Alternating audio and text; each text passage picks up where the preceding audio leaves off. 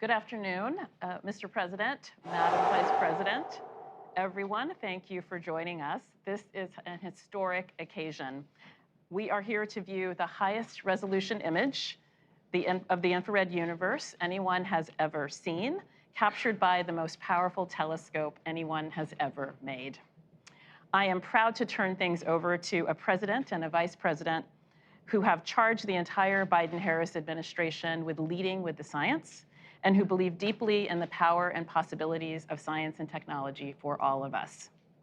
Madam Vice President, we particularly appreciate your leadership of the National Space Council and your commitment to ensuring innovation in space. The floor is yours. Thank you. Thank you. Well, good evening, everyone. I am very honored to be with you all.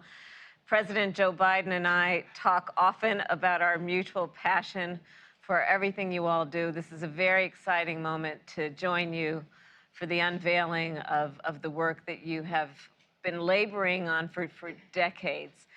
So to our President Joe Biden, thank you for your leadership around all of these issues. Our NASA Administrator Bill Nelson and the Office of Science and Technology Policy Acting Director Dr. Alondra Nelson.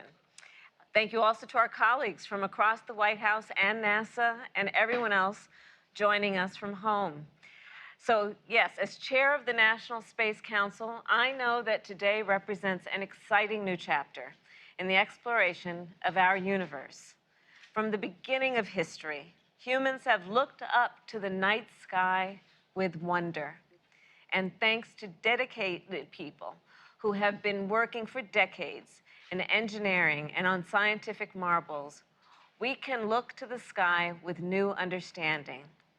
When NASA launched the Hubble Space Telescope in 1990, we were able to see the stars unobstructed by the Earth's atmosphere and understand the universe in ways we could have never imagined even a few decades earlier. And now we enter a new phase of scientific discovery.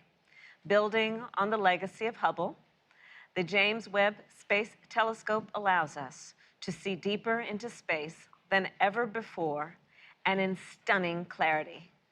It will enhance what we know about the origins of our universe, our solar system, and possibly life itself. This was made possible by partnership among nations, and it is an example of how the scientific endeavor can build upon the international rules and norms that govern our cooperation in space. This telescope is one of humanity's great engineering achievements. And the images we will see today are a testament to the amazing work done by the thousands of workers across our nation who dedicated years to this project. They embarked on this complex endeavor for the benefit of humankind, and in the process accelerated American innovation, strengthened partnerships with our allies, and will undoubtedly inspire generations to look to the heavens with excitement and ambition. With that, it is my great honor to introduce a leader who has always believed in the power of American innovation and international cooperation to achieve the remarkable, our president, the President of the United States, Joe Biden. Well, it's great to be with you all. And I was going to say good afternoon, but we're starting this meeting late because I was engaged in preparing for a trip to the Middle East. But today is a historic day. And thank you, Vice President Harris, Chair of the National Space Council. And thank you, my dear friend and our outstanding NASA Administrator, and the only guy here that's been in space, Bill Nelson. Bill, you're a good friend. Thank you very much for what you're doing. And Dr. Nelson, you've done a great job leading this Office of Science and Technology and Policy. It really is a matter. It really is amazing. 6.5 months ago, a rocket launched from Earth, carrying the world's newest, most powerful deep space telescope on a journey 1 million miles into the cosmos. First of all, that blows my mind. 1 million miles into the cosmos. Along the way, unfolding itself, deploying a mirror 21 feet wide, a sun shield the size of a tennis court, and 250,000 tiny shutters, each one smaller than a grain of sand. Put together, it's a new window into the history of our universe. And today we're going to get a glimpse of the first light to shine through that window. Light from other worlds, orbiting stars, far beyond our own. It's astounding to me when I read this and I saw the first. I mean, it really is. It's anyway, I don't want to, I'll see what they think when we see this. But light where stars were born and from where they die. Light from the oldest galaxies, the oldest documented light in the history of the universe, from over 13 billion, let me say that again, 13 billion years ago. It's hard to even fathom. Tomorrow, when this image is shared with the world, it'll be a historic moment for science and technology, for astronomy and space exploration, for America and all of humanity. You know, as an international collaboration, this telescope embodies how America leads the world, not by the example of our power, but the power of our example. A partnership with others. It symbolizes the relentless spirit of American ingenuity, and it shows what we can achieve, what more we can discover, not just about distant places, but about our very own planet and climate, like NASA's Earth Systems Observatory that we launched last year. That's why the federal government must invest in science and technology more than we have in the past. These images are going to remind the world that America can do big things. And they remind the American people, especially our children, that there's nothing beyond our capacity, nothing beyond our capacity. We can see possibilities no one has ever seen before. We can go places no one has ever gone before.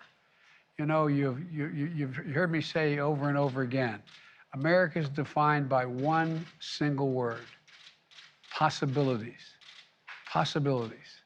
I want to thank the team at NASA for once again showing that that's who we are. That's who we are as a nation of possibilities. And now let's take a look at the very first image from this miraculous telescope.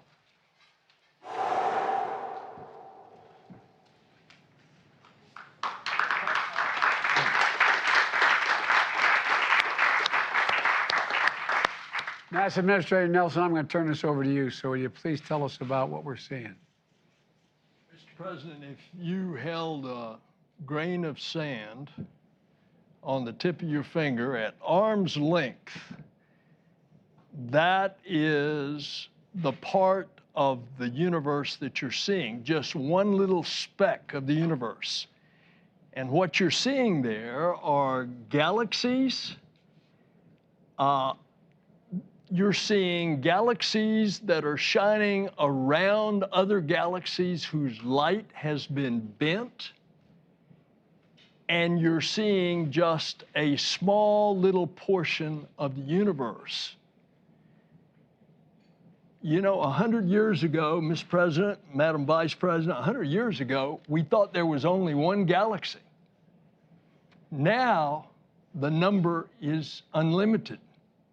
And in our galaxy, we have billions of stars or suns, and there are billions of galaxies with billions of stars and suns, and we're getting our first glimpse. As you said, Mr. President, we're looking back more than 13 billion years. Light travels at 186,000 miles per second, and that light that you are seeing on one of those little specks has been traveling for over 13 billion years. And by the way, we're going back further because this is just the first image.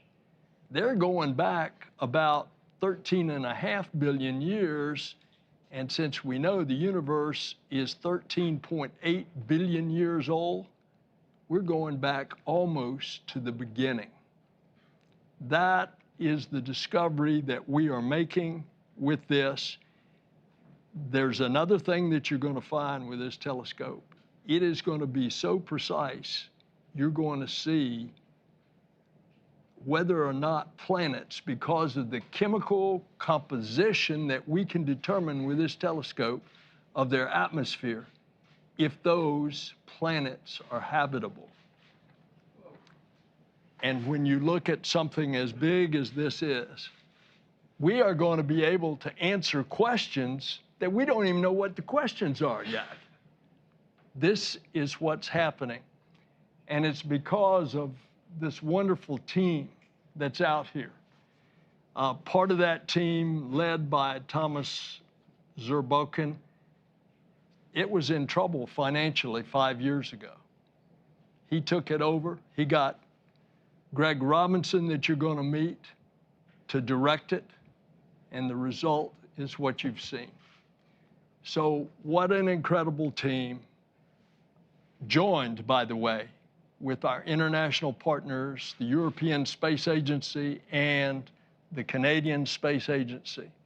So this is an international endeavor. It's amazing. I wonder what the press like in those other places. We're going to give time for the press to leave, and then we'll continue the briefing. Oh, I'm teasing.